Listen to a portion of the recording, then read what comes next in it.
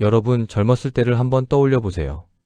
그 시절에는 아는 사람이 많을수록 좋다고 생각했습니다. 인맥이 넓어야 기회도 많고 든든한 사람이 많을수록 삶이 풍요롭다고 느껴졌습니다. 명함을 교환하고 모임에 빠지지 않으려 하고 연락처 목록을 늘려가면서 그것이 사회에서 살아남는 방식이라고 생각했습니다. 그런데 70대에 이르면서 이상한 일이 생깁니다. 사람이 많은데 왜 더 외롭고 지친 걸까? 이렇게 많은 사람을 알고 있는데 왜 진심으로 마음이 편안한 사람은 손에 꼽을까 하는 생각이 드는 것이지요. 나이가 들수록 관계의 숫자보다 관계의 질이 훨씬 중요하다는 것을 알게 됩니다. 만나면 기운이 나는 사람이 있고 만나고 나면 이유 없이 피곤한 사람이 있습니다. 함께 있으면 마음이 편안한 사람이 있고 함께 있으면 어딘가 긴장이 되는 사람이 있습니다. 연락이 와도 반가운 사람이 있고 연락이 와도 부담스러운 사람이 있습니다. 이 차이가 노년기의 행복과 건강에 얼마나 큰 영향을 미치는지를 생각해 보신 적 있으신가요? 연구들에서 반복적으로 나오는 결과가 있습니다. 노년기의 만성적인 스트레스가 면역 기능을 약화시키고 심혈관 건강에 영향을 주고 우울감과 연결된다는 것입니다. 그리고 그 만성 스트레스의 가장 흔한 원인 중 하나가 바로 소모적인 인간관계입니다. 사람이 행복을 주기도 하지만 사람이 가장 큰 고통의 원인이 되기도 합니다. 젊을 때는 힘든 관계도 어느 정도 감당할 수 있었습니다. 에너지가 있었고 회복력이 있었고 다른 것들이 그 에너지를 충전시켜 주었습니다. 하지만 70대에는 에너지 자체가 달라집니다. 소모적인 관계에 쓰는 에너지가 진정으로 소중한 것들을 위한 에너지를 빼앗아가기 시작합니다. 여러분 곁에는 함께 있으면 편안한 사람이 더 많으십니까? 아니면 만나고 나면 지치는 사람이 더 많으십니까? 오늘 이 영상에서는 70대 이후 조용히 멀어져야 할 사람 5가지를 차분하게 이야기해 드리려고 합니다. 이것은 사람을 미워하거나 갑자기 단절하라는 이야기가 아닙니다. 조용히 자연스럽게 상처 없이 거리를 두면서 자신의 마음과 건강을 지키는 지혜에 대한 이야기입니다. 함께 천천히 시작하겠습니다. 여러분 만나고 나면 이유 없이 기분이 가라앉는 사람이 있으신가요? 특별히 나쁜 일이 있었던 것도 아닌데 그 사람과 함께 있다가 헤어지면 왠지 기운이 빠지고 세상이 더 무겁게 느껴지는 경험을 해보신 적 있으신가요? 70대 이후 조용히 멀어져야 할 첫 번째 사람은 만날 때마다 불평과 불만만 쏟아내는 사람입니다. 이런 분들의 대화 패턴이 어떤지 생각해 볼게요. 만나면 건강 이야기로 시작합니다. 어디가 아프다, 요즘 더 안 좋아졌다, 이 나이에 이런 것들이 다 있다. 처음에는 걱정이 되어 들어드리지만 그것이 매번 반복됩니다. 세상 이야기로 넘어가면 불만이 이어집니다. 요즘 세상이 어떻게 됐다, 아무것도 믿을 수 없다, 옛날이 훨씬 나았다. 사람 이야기가 나오면 또 불평입니다. 누가 어쩌고 어디가 어쩌고. 긍정적인 이야기, 감사한 이야기, 기대되는 이야기는 거의 나오지 않습니다. 이런 만남이 왜 지치게 만들까요? 심리학에서 감정 전염이라고 하는 현상이 있습니다. 사람은 주변 사람의 감정 상태를 무의식적으로 흡수합니다. 부정적인 에너지가 강한 사람 곁에 오래 있으면 나도 서서히 그 에너지에 물들기 시작합니다. 처음에는 들어드리고 위로해 드리려 하지만 그것이 반복되면 나 자신도 삶을 더 부정적으로 바라보기 시작합니다. 특히 노년기에는 이 영향이 더 크고 오래갑니다. 젊을 때는 다음 날이면 어느 정도 회복이 됐지만 나이가 들면서 감정적으로 소모된 상태가 더 오래 지속됩니다. 그리고 그것이 수면에 영향을 주고 면역 기능에 영향을 주고 전반적인 건강에 영향을 미칩니다. 불평과 불만을 반복하는 분들을 이해하는 마음도 있습니다. 그분들도 힘든 것이 있고 그것을 표현할 곳이 필요한 것이지요.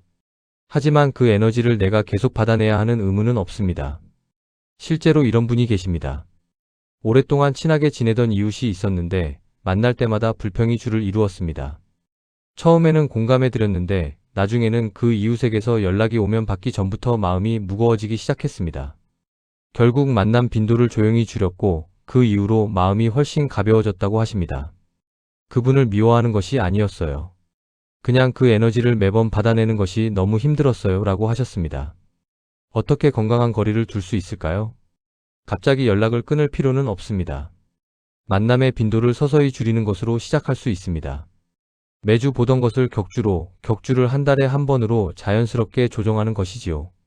그리고 만남의 시간도 적절히 제한할 수 있습니다. 오늘은 다른 일이 있어서 올해는 못 있어요 라고 미리 말해두는 것입니다. 내 마음의 에너지는 소중합니다.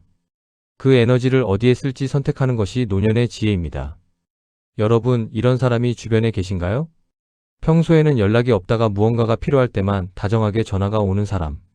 받아들이면 또 오고 또 받아들이면 더 큰 것을 요구하는 패턴이 반복되는 관계. 그 연락이 올 때마다 마음 한편이 무거워지는 경험을 해보신 적 있으신가요? 70대 이후 조용히 멀어져야 할 두 번째 사람은 필요할 때만 연락하는 사람입니다. 이런 관계가 어떤 모습으로 나타날까요? 한동안 연락이 뜸하다가 갑자기 아주 다정한 안부로 시작되는 전화가 옵니다. 반갑게 받았는데 결국 어떤 부탁이 있었습니다. 처음에는 작은 것이었는데 한 번 해드리면 다음에는 조금 더 큰 것을 부탁합니다. 금전적인 도움을 요청하거나 보증을 서달라거나 투자를 권유하거나 이 패턴이 반복됩니다. 또는 금전이 아니더라도 지속적인 감정적 의존이 있을 수 있습니다. 힘들다고 연락이 올 때는 충분히 들어드리고 위로해드리지만 그분의 상황이 나아지면 연락이 사라집니다. 내가 힘들 때는 연락이 오지 않습니다. 관계가 철저히 일방적입니다. 왜 이런 관계에서 거리를 둬야 할까요? 첫 번째로 노년기에 경제적인 피해가 생길 수 있습니다. 노년층이 가장 많이 피해를 입는 금융사기의 많은 경우가 친한 사람을 통해 이루어집니다. 우리 사이에라는 말이 판단을 흐리게 만들고 오랫동안 알고 지낸 사람이기 때문에 경계심이 낮아지는 것이지요. 두 번째로 심리적인 소모가 큽니다. 이용당하고 있다는 느낌이 반복되면 자존감에 영향이 생깁니다. 그 관계에서 오는 허탈함이 쌓이면 다른 관계들에 대한 신뢰도 흔들리기 시작합니다.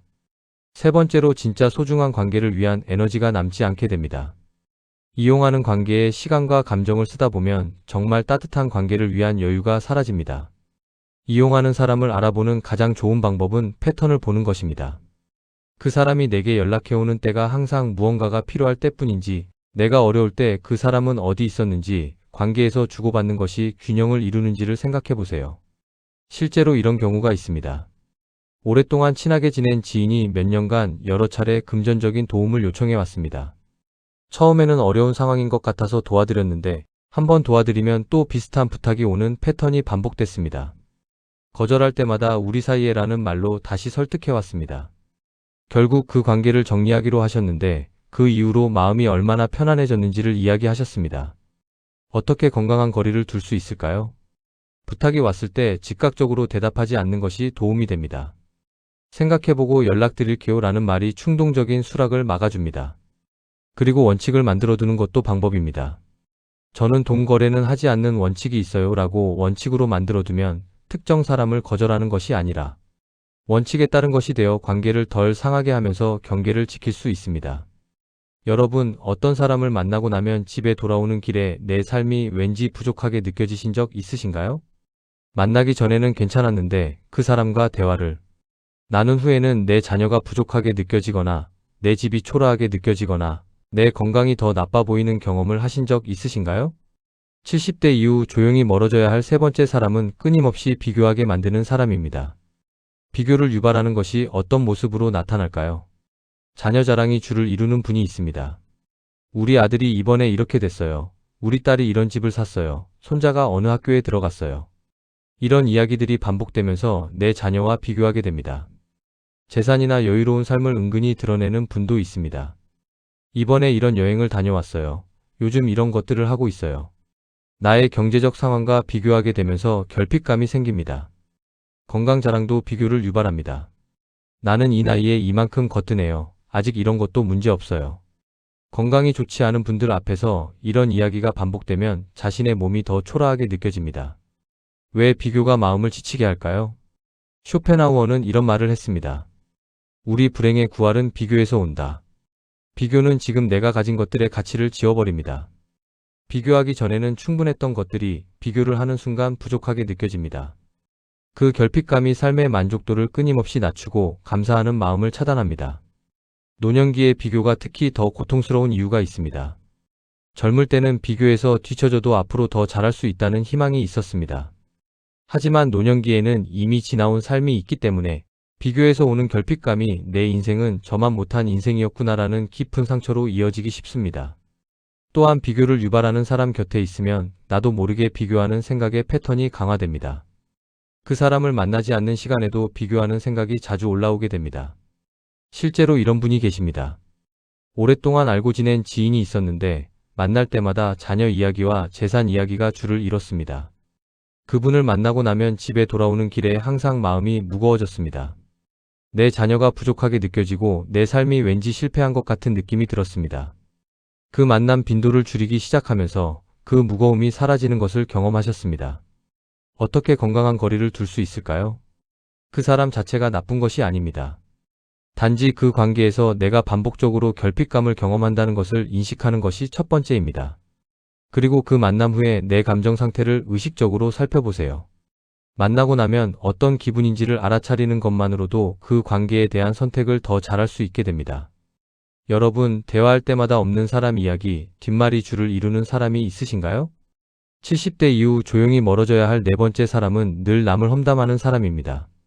이것이 왜 조심해야 할 관계인지 생각해 보셨나요? 험담을 자주 하는 사람들의 모습이 어떤지 생각해 볼게요. 만날 때마다 누군가에 대한 이야기가 나옵니다. 이웃이 어떻다더라, 친척 중 누가 어떻게 했다더라, 아는 사람이 어떤 문제가 있다더라. 처음에는 그냥 이야기를 나누는 것처럼 시작되지만 어느 순간 그것이 깊은 험담이 되어 있습니다. 이런 관계가 왜 문제가 될까요? 첫 번째로 말은 흐릅니다.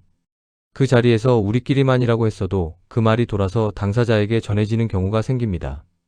그때 관계가 돌이키기 어렵게 손상됩니다. 그리고 그 험담에 동참했던 나도 함께 신뢰를 잃게 됩니다. 두 번째로 험담이 많은 사람은 결국 자신에 대한 신뢰도 잃게 됩니다. 저 사람이 남 이야기를 저렇게 하는 걸 보니 내 이야기도 어딘가에서 저렇게 이야기되고 있겠구나라는 생각이 주변 사람들에게 자연스럽게 드는 것이지요. 그 사람의 말을 가볍게 여기게 되고 솔직한 이야기를 하지 않게 됩니다. 세 번째로 험담이 많은 자리에 오래 있다 보면 나도 그 에너지에 물들게 됩니다. 처음에는 듣기만 하다가 어느 순간 함께 이야기하게 되고 그것이 습관이 되면서 나 자신도 달라지기 시작합니다. 네 번째로 험담이 줄을 이루는 관계에서는 진심 어린 대화가 이루어지기 어렵습니다. 없는 사람 이야기가 줄을 이루다 보면 정작 서로에 대한 진심 어린 연결이 만들어지지 않습니다. 실제로 이런 경우가 있습니다. 오래된 친목 모임에서 주로 나오는 이야기가 없는 사람들에 대한 이야기였습니다. 어느 날 그 모임에서 나눈 이야기가 당사자에게 전해지는 일이 생겼습니다. 그 일로 모임이 크게 흔들렸고 수십 년의 인연이 험담 때문에 무너지는 상황이 만들어졌습니다. 그 과정에서 험담에 동참했던 분들도 함께 신뢰를 잃게 됐습니다. 어떻게 건강한 거리를 둘 수 있을까요? 험담이 시작될 때 화제를 자연스럽게 돌리는 연습을 해보세요. 그런 이야기보다 오늘 날씨가 좋은데 어떻게 지내셨어요? 처럼 자연스럽게 전환하는 것입니다. 그리고 그 관계에서 험담이 줄을 이룬다면 만남 자체의 빈도를 줄이는 것을 고려해 보세요. 여러분 주변에 여러분을 함부로 대하거나 무시하는 사람이 있으신가요? 70대 이후 조용히 멀어져야 할 다섯 번째, 그리고 가장 중요한 사람은 여러분을 존중하지 않는 사람입니다. 존중이 없는 관계가 어떤 모습으로 나타날까요? 말투가 함부로 됩니다. 오래 알았다는 이유로, 가족이라는 이유로 무례하게 말하는 것을 당연하게 여깁니다. 나이가 들어서 저런다. 어차피 이해 못할 거야 라는 식의 말이 나오기도 합니다. 의견이 무시당하는 경우도 있습니다. 내가 어떤 이야기를 해도 그게 무슨 말이야, 당신이 뭘 알아라는 반응이 돌아옵니다. 자신의 생각과 경험이 존중받지 못한다는 느낌이 반복됩니다. 나이를 이유로 깎아내리는 경우도 있습니다. 이 나이에 그런 것도 몰라? 요즘 세상은 달라요. 이해하시기 어려울 것 같아서요 라는 말들이 자존심에 상처를 줍니다. 감정적인 상처를 반복해서 주는 경우도 있습니다. 화가 나면 함부로 말하고 나중에 사과하지만 비슷한 일이 반복됩니다. 이 패턴이 오래 지속되면 그 상처들이 깊이 쌓입니다. 왜 노년에는 존중이 가장 중요한 가치가 될까요? 나이가 들면서 몸이 달라지고 사회에서의 역할이 줄어들면서 자연스럽게 자존감이 흔들리기 쉬운 시기가 옵니다. 그런 시기에 자신을 존중해주지 않는 관계에서 받는 상처가 젊을 때보다 더 깊고 오래 남습니다. 또한 존중받지 못하는 경험이 반복되면 자기 자신에 대한 평가가 낮아질 수 있습니다. 나는 이 나이에 이 대접밖에 못 받는 사람인가라는 생각이 들기 시작하면 그것이 삶의 의욕과 건강에까지 영향을 미칩니다. 존중받는 것은 당연한 권리입니다. 나이가 들었다고 함부로 대우받아도 되는 것이 아닙니다. 오히려 살아온 세월에 대한 존중을 받을 자격이 있습니다. 실제로 이런 분이 계십니다. 오랫동안 알고 지낸 지인이 함부로 말하는 경우가 있었습니다. 처음에는 그냥 저런 사람이겠지라고 넘겼는데 그것이 반복되면서 그분을 만나고 나면 자신이 작아지는 느낌이 들기 시작했습니다. 결국 그 관계와 거리를 두기로 하셨고 그 이후로 자존감이 조금씩 회복되는 것을 느끼셨다고 합니다. 내가 왜 그렇게 오래 참았는지 모르겠어요. 조금 더 일찍 거리를 뒀어야 했어요 라고 하셨습니다. 어떻게 건강한 거리를 둘 수 있을까요? 존중받지 못하는 상황에서 조용하지만 분명하게 표현하는 것이 먼저입니다. 그런 말은 저를 불편하게 해요 라고 말하는 것. 그리고 그 표현이 받아들여지지 않고 패턴이 계속된다면 그 관계에서 거리를 두는 것을 진지하게 고려해야 합니다. 자신을 존중해주지 않는 사람 곁에 머물러야 할 의무는 없습니다. 여러분, 오늘 5가지 이야기를 들으시면서 어떤 생각이 드셨나요? 불평과 불만만 쏟아내는 사람, 필요할 때만 연락하는 사람, 끊임없이 비교하게 만드는 사람, 늘 남을 험담하는 사람, 여러분을 존중하지 않는 사람. 이 중에서 지금 나의 삶과 맞닿는 것이 있으셨나요? 오늘 드리고 싶은 가장 핵심적인 메시지를 한마디로 정리하면 이것입니다. 사람을 줄이는 것이 아니라 삶을 정리하는 것입니다. 집안을 정리할 때 불필요한 것들을 치워야 소중한 것들이 더 잘 보이듯 소모적인 관계에서 거리를 두면 진정으로 소중한 관계들이 더 선명하게 보이기 시작합니다. 이것은 사람을 미워하거나 상처 주는 것이 아닙니다. 삶을 더 가볍고 충만하게 만드는 정리입니다. 좋은 사람 몇 명이 수많은 인맥보다 소중합니다. 만나면 기운이 나는 사람, 함께 있으면 편안한 사람, 있는 그대로의 나를 받아들여주는 사람, 나를 존중해주는 사람. 이런 분들 몇 명이 100명의 형식적인 인연보다 노후를 훨씬 풍요롭게 만들어줍니다. 노년에는 마음의 평온함이 가장 큰 자산입니다. 재산도 건강도 중요하지만 마음이 평온하지 않으면 그것들을 충분히 누리기 어렵습니다. 소모적인 관계에서 오는 만성적인 스트레스가 이 평온함을 끊임없이 방해합니다. 거리를 두는 것이 그 평온함을 지키는 방법입니다. 자신을 존중하는 관계를 선택하세요. 어떤 관계를 유지하고 어떤 관계에서 물러설지를 선택하는 것이 이기적인 것이 아닙니다. 오히려 성숙한 것입니다. 남은 시간을 더 의미 있고 행복하게 살겠다는 현명한 선택입니다. 마지막으로 이 말씀을 드리겠습니다. 모든 사람을 붙잡을 필요는 없습니다. 모든 인연이 끝까지 가야 하는 것은 아닙니다. 어떤 인연은 일정 시간 함께하다가 자연스럽게 멀어지는 것이 서로에게 더 좋은 경우도 있습니다. 그 멀어짐이 나쁜 것이 아닙니다. 여러분의 마음을 지켜주는 사람 곁에 머무르십시오. 만나면 기운이 나는 사람, 함께 있으면 따뜻한 사람, 나를 있는 그대로 받아들여주는 사람. 그런 분들과의 시간을 더 소중히 가꾸어 가세요. 좋은 관계는 인생을 살리고 나쁜 관계는 인생을 지치게 합니다. 어떤 관계가 나를 살리고 있는지, 어떤 관계가 나를 지치게 하는지, 이것을 알아차리는 것에서 건강한 노후가 시작됩니다. 남은 인생은 평온하게 살아가기에도 충분히 짧습니다. 소모적인 관계에 에너지를 쓰기에 남은 시간이 충분하지 않습니다. 그 소중한 시간을 진정으로 따뜻한 관계에 쓰고 하고 싶은 것들에 쓰고 자기 자신을 돌보는 데 쓰세요. 그것이 노년의 가장 지혜로운 선택입니다.